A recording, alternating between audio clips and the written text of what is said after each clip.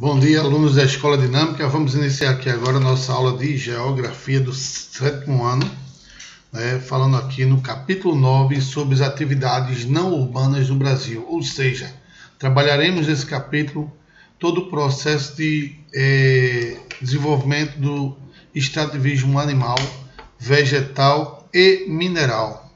Estamos já na segunda década do século XXI e em nosso território diversas comunidades continuam praticando o extrativismo como forma de sobrevivência direta ou como atividade complementar. Contudo, essas comunidades coletoras convivem com gigantescas empresas que enxergam a natureza como fonte de lucro e não de sobrevivência, pouco se importando com as consequências que as atividades produzem.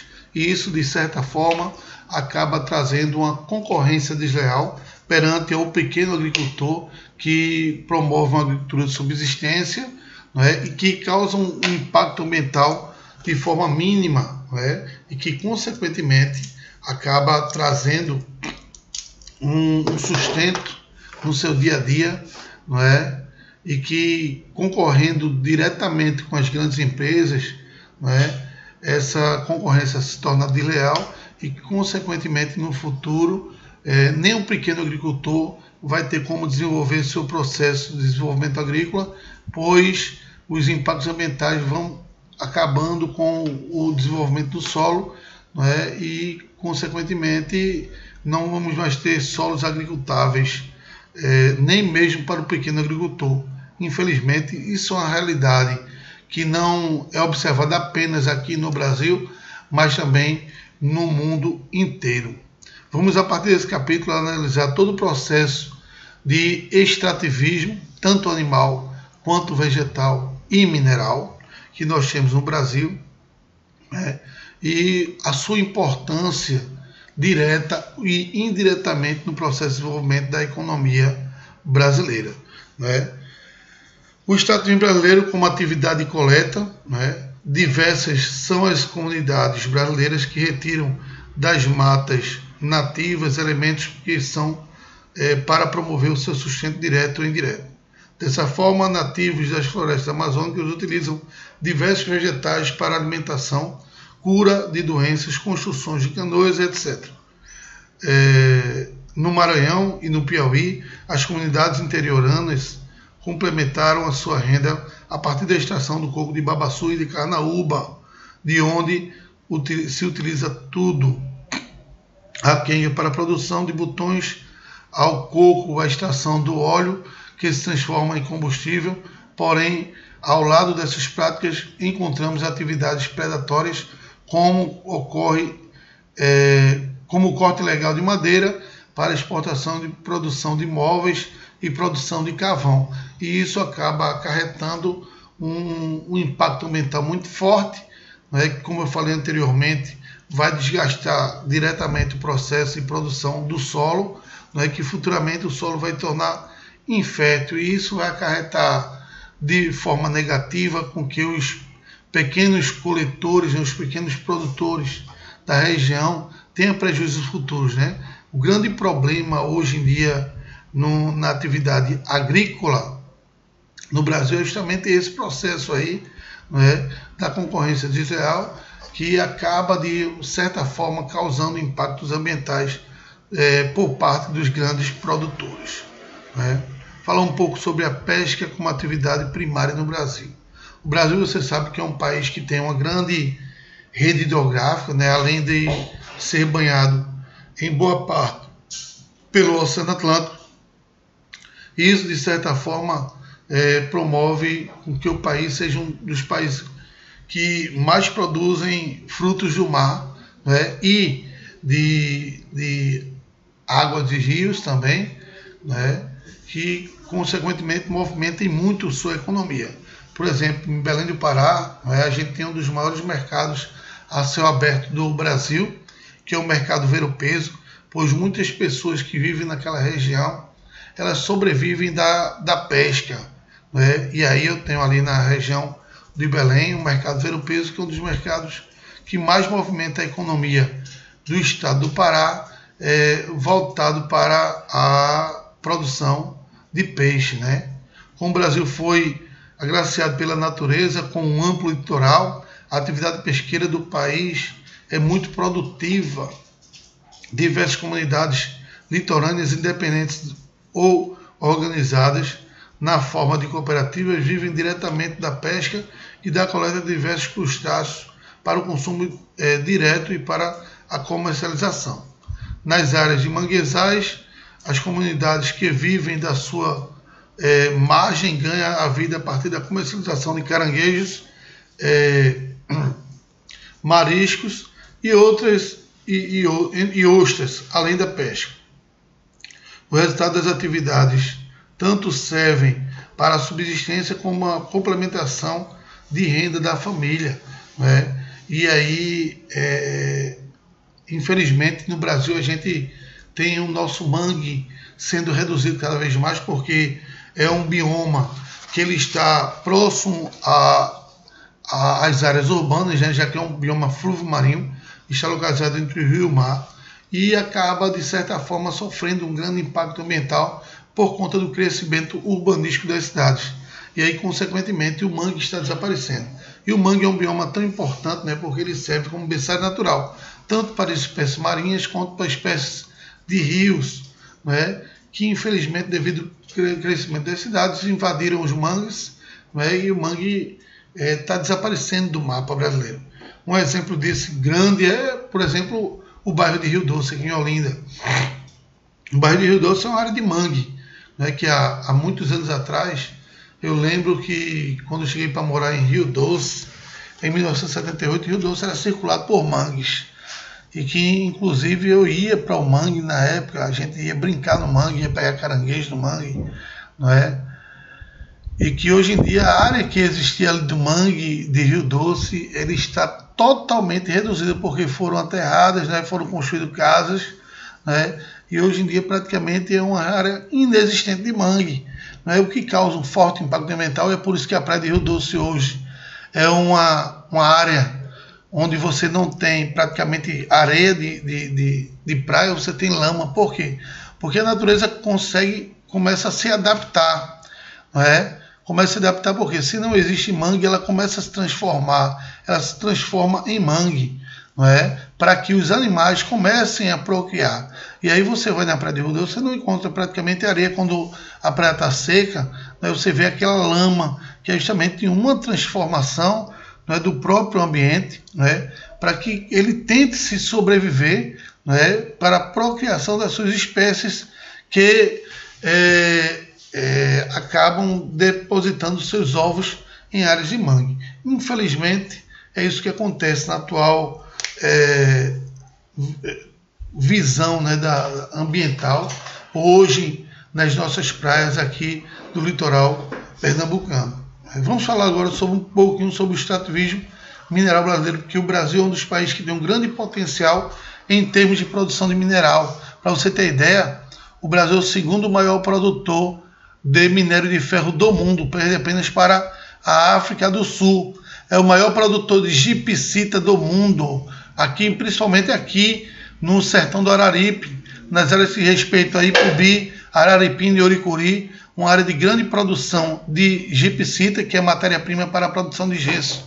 Um dos maiores produtores de bauxita também, que é a matéria-prima de produção de alumínio, onde boa parte dessa bauxita ela é exportada para o Japão, que é um dos maiores produtores de alumínio do mundo, né? E essa nossa bauxita ela é extraída ali na região de Oriximiná, no Vale das Trombetas, no estado do Pará.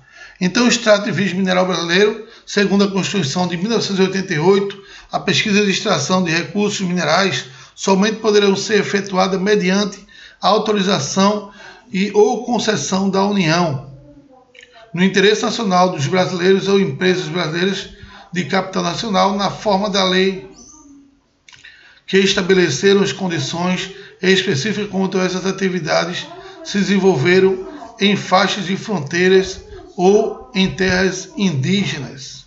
Segundo os geólogos do Departamento Nacional de Produção Mineral, o subsolo do nosso país é uma verdadeira fonte de riqueza. Eles afirmam que, mesmo com a retirada contínua dos nossos minerais ao longo das conquistas de exploração do nosso território, ainda não foram retirados nem 2% de todo o nosso minério, ou seja, nós temos uma riqueza mineral imensa no nosso país, não é? Ao qual tanta exploração foram feitas, né? E segundo os geólogos, não foram retirados nem 2% da nossa riqueza mineral do nosso subsolo, né? Ao longo dos anos, novas jazidas e áreas de mineração são descobertas e, contudo, uma parte considerável é ilegal e acarreta impactos ambientais e sociais, como aconteceu na região de Brumadinho e de Mariana, né, com rompimento de barragens ali por conta da má administração da mineradora Vale do Rio Doce, né, acabou acarretando grandes impactos naquela região ali, que morreram várias pessoas. Além disso, muitos dos minerais que são explorados são explorados clandestinamente, fazendo com que o país perca divisas, não é? Para tentar impedir a perca de divisas, no caso de dinheiro, não é? A extração de minerais metálicos no Brasil foi controlada até no ano de 1997 pelo governo federal, através da Companhia Vale do Rio Doce, uma das mais lucrativas empresas de mineração do mundo. Porém, durante esse período, a Vale do Rio Doce sofreu privatização. Isso acontece quando uma empresa que pertence ao Estado foi vendida para o setor privado, né? E que, infelizmente, essa foi uma das privatizações no Brasil que não deu muito certo, né? Porque tantas outras empresas que foram privatizadas deram muito certo, principalmente para a população. A Vale do Rio Doce, após ser privatizada, ela passou a trabalhar de forma irregular, como infelizmente ocorreu em Brumadinho e Mariana, como eu falei para vocês, morrendo centenas de pessoas, impactando muito o solo.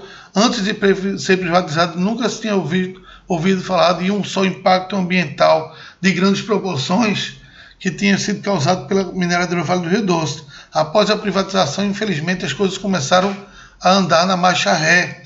Eles só quiseram saber no processo de exploração e de acúmulo de riquezas, que infelizmente não se preocuparam com as questões ambientais do nosso país. Isso acontece quando uma empresa, na realidade, a questão da privatização, privada é vendida ao setor privado, uma empresa estadual é vendida ao setor privado, passando a ser gerida por grandes agentes desse setor. Com isso, foi feita a concessão para exploração mineral durante o governo Fernando Henrique Cardoso aqui no Brasil, né? E aí perdemos a mineradora Vale do Rio Doce, né, que foi privatizada. Falo agora das principais jazidas minerais do Brasil, que são muitas, como a gente falou anteriormente, só foram coletados cerca de 2% de todo o recurso mineral que nós tínhamos no subsolo brasileiro. Falar aqui agora um pouquinho do quadrilátero ferrífero, localizado na região central do estado de Minas Gerais. Essa província mineralógica produz cerca da metade dos minerais de ferro no país. Além do manganês, bauxita e cassiterita, para beneficiar o minério extraído, foram criadas diversas usinas siderúrgicas que estão localizadas entre o estado de Minas Gerais e Espírito Santo, formando o chamado Vale do Aço. Porém, outro nome lhe é conferido em virtude do elevado grau de produção ambiental infligido sobre essa região. E aí é chamado também do Vale da Morte, a região do quadrilátero ferrífero, por conta da grande e elevada poluição ambiental que gera nessa região aí, infelizmente, causando forte impacto ambiental, na retirada desse minério dessa região, que é o chamado Vale do Aço.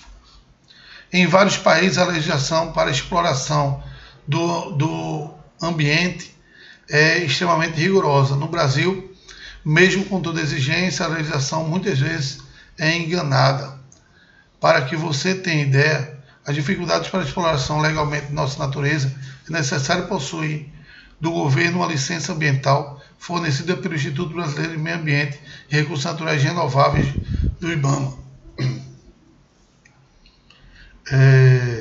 No entanto, para obter essa licença é necessário possuir o relatório de impacto ambiental, também chamado de RIMA, né, que é produzido a partir dos estudos de impacto ambiental, que é o EIA.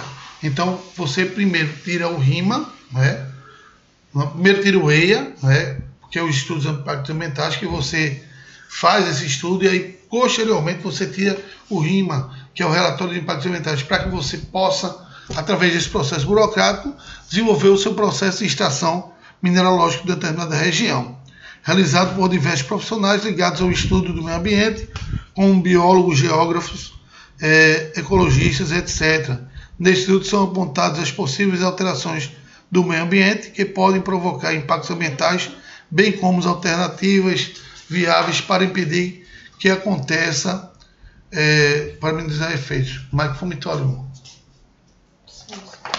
Fala agora sobre um pouquinho do projeto Carajás, né, que está relacionado ao processo de extração de minerais na região do Xingu e Araguaia, né, na região norte do Brasil, localizado na Serra do Carajás, sudoeste do Pará. A descoberta desta gigantesca província mineralógica aconteceu entre as décadas de 60 e 70, quando a Companhia Transnacional Estadunidense de Aço, United States Steel, começou a pesquisar de forma contínua com o consentimento do governo brasileiro na época, o subsolo da Amazônia. A companhia contou com o trabalho do geógrafo Breno Augusto dos Santos e descobriu em 1967, entre os rios Xingu e Araguaia, aquela que viria a ser a maior província mineralógica do mundo, que é a província de Carajás, né, ao qual traria uma grande quantidade de capital para o país, né, através da mineradora Vale do Rio Doce, que até então era uma empresa estatal e posteriormente se tornou uma empresa privatizada, como falou anteriormente. Durante 7 anos, de 1970 a 1977, a província de Carajás foi explorada por um consórcio entre a Amazônia Mineração, né, subsidiada da estadunidense United States Steel, no Brasil, e a ex-mineradora Vale do Rio Doce, que hoje é só Vale, né? Contudo, em virtude da queda de preço do minério de ferro, o mercado mundial e da necessidade de grandes aportes de capital entre investimentos de infraestrutura para extração e escoamento do litoral, saiu da sociedade no final de 1977.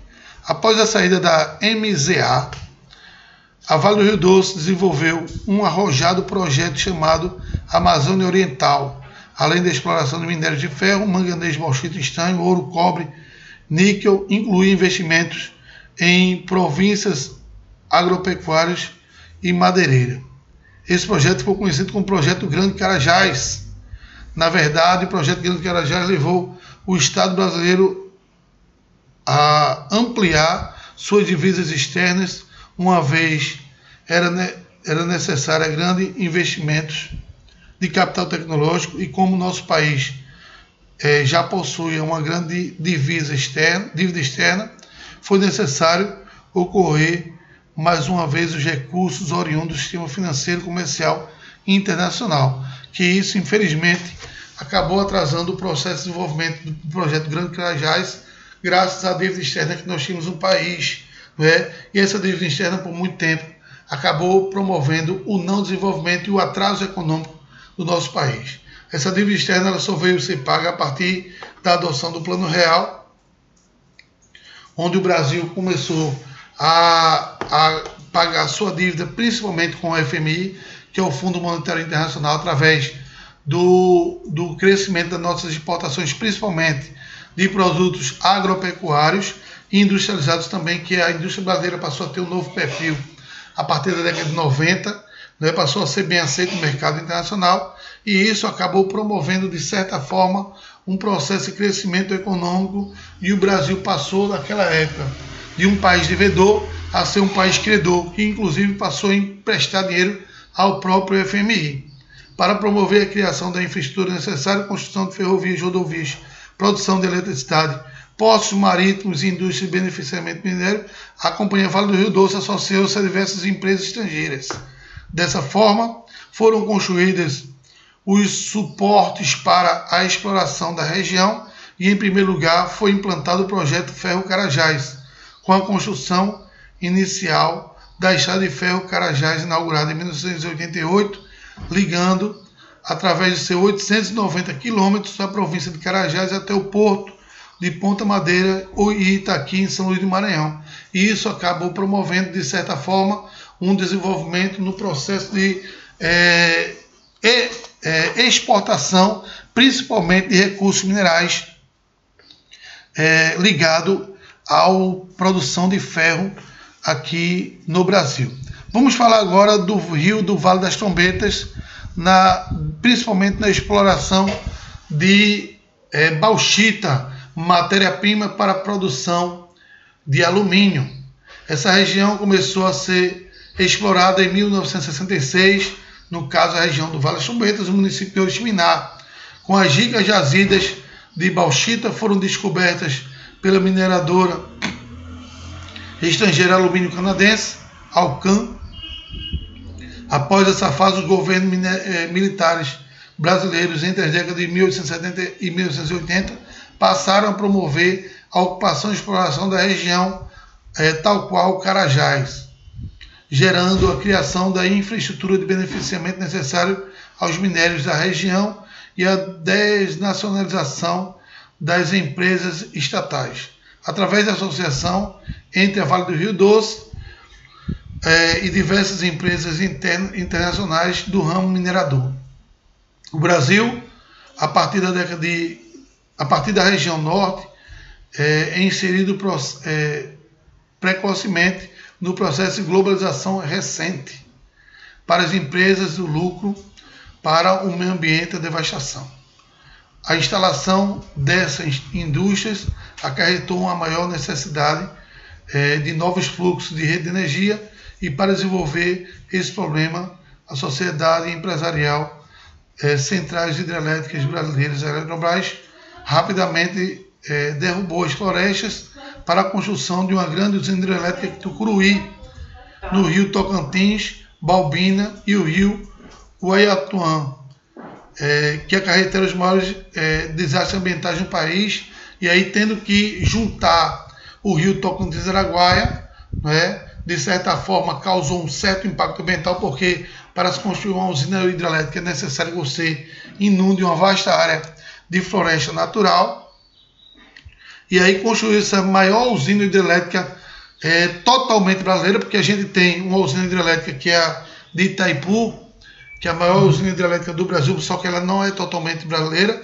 A Itaipu é uma usina binacional, que é dividida com o Paraguai, porém a usina de Tucuruí é a maior usina hidrelétrica do Brasil, totalmente brasileira, construída no rio Tocantins-Araguaia, que é um rio artificial, que infelizmente causou-se um grande impacto ambiental, matando uma grande quantidade de espécies animais na região amazônica, tirando também uma grande parte de populações ribeirinhas que viviam ali, principalmente indígenas, que eram protegidas por lei, e aí, consequentemente, teve que ser gerada uma grande quantidade de energia, e para gerar a quantidade de energia é necessária a construção de usina hidrelétrica, para a exploração desse minério, que era a bauxita, de grande importância para o desenvolvimento econômico do país. Então tinha essa visão capital, mas a visão ambiental nenhuma nessa questão desse projeto do Vale do Rio das Trombetas. O projeto Carajás Trombetas provocou um duplo efeito sobre as realidades nacionais regional. Do ponto de vista nacional, colocou uma empresa estatal na economia globalizada e, por outro lado, em esfera regional, acarretou a devastação de intensas áreas para a exploração de recursos naturais, provocando impactos ambientais e de consequências catastróficas para o meio ambiente, né, e as sociedades nativas, principalmente indígenas da região, como eu falei para vocês. Vou falar agora sobre o maciço de Urucum, localizado ali na região próxima a Mato Grosso do Sul. Jazida mineral localizada dentro da região do Pantanal Mato Grossense, em Mato Grosso do Sul, nas proximidades da cidade de Corumbá. Em Urucum são encontrados grandes depósitos de manganês, porém a exploração é limitada por conta da sua localização distante dos grandes mercados consumidores e postos de escoamento. Depois da criação do Mercado Comum do Sul, Mercosul, o desenvolvimento da hidrovia Tietê-Paraná, a área que passou a ser mais explorada. Então, graças, a esse distanciamento, principalmente das áreas portuárias, não se explora uma grande quantidade desse minério, do caso manganês, nessa região, justamente por conta dessa distância. Mas se fosse mais próximo de áreas portuárias, consequentemente já tinha havido um forte impacto ambiental nessa área ali, e boa parte do Pantanal já tinha sido desaparecida, porque infelizmente a nossa sociedade atual, principalmente os grandes empresários, pensam mais na questão do lucro e não nas questões ambientais, como a gente viu anteriormente. Falar aqui um pouco da Serra do Navio. A área extrativa localizada na região central do estado do Amapá, às margens do rio Ampari, afluente do rio Araguaia, que apresentava rica jazida de manganês. A década de 1940 marcou o início da exploração regional através da indústria de comércio e minério e Comi, empresa mineradora nacional, vencedora da licitação para o processo de exploração nas áreas promovido pelo governo Eurico Gaspar Dutra, que lhe concedeu a área por 50 anos. Posteriormente, a Icomi associou-se às duas outras empresas de exploração, a Betty Levin Steel, estadunidense, e a brasileira Caimin, do grupo Azevedo Antunes. E aí promoveu ainda mais o processo de exploração desse minério naquela região. Aos poucos, para explorar e escoar a produção, cujo destino é prioritariamente o mercado internacional, as empresas provocaram modificação sobre o espaço natural, como a construção de estradas de ferro do Amapá, que liga a extração do Porto Marítimo de Santana. Porém, o minério com altos teores de manganês esgotou-se, fazendo com que a Beto Steel abandonasse o empreendimento e a Icomi redirecionasse seus esforços para a extração de benefícios de cromo na mina de Vila Nova e a construção de uma usina de beneficiamento desse minério no Porto de Santana. O pior impacto, no entanto, está por vir. A jazida ainda é existente no Amapá, na região da Serra do Navio, durante, no máximo, 10 anos, o que implicará numa verdadeira catástrofe para a população do município que se desenvolveram sob a sombra dessa atividade. Isso resultará na necessidade de buscar novas atividades econômicas para a sobrevivência da comunidade, no caso aí, a extração de produtos da natureza, principalmente ligado ao extrativo vegetal, que sustenta boa parte dessa região da comunidade do Amapá. Uma das maiores empresas mineradoras do mundo pode ter seu projeto mais ambicioso de exploração de ferro para os próximos 40 anos impedido por conta de milhares de cavernas. Com essas cavernas, grandes vestígios arqueológicos dos primeiros habitantes da região amazônica, fica um impasse entre a preservação do meio ambiente e de pistas que indicam a origem da humanidade e o desenvolvimento do projeto da mineradora. Então, essas cavernas que nós temos naquela região são áreas de arcabouço geológico, na realidade, que, graças a Deus, vai impedir o avanço desse impacto ambiental na região. E aí, vários estudos na região vão ser feitos para descobrir a origem do ser humano no planeta Terra e no Brasil também. Então, gente, vamos encerrar por aqui nosso salão de hoje, Amanhã a gente continua com mais uma aula e a continuação dessa nossa aula aqui. Um abraço a todos, Deus abençoe, e até a próxima.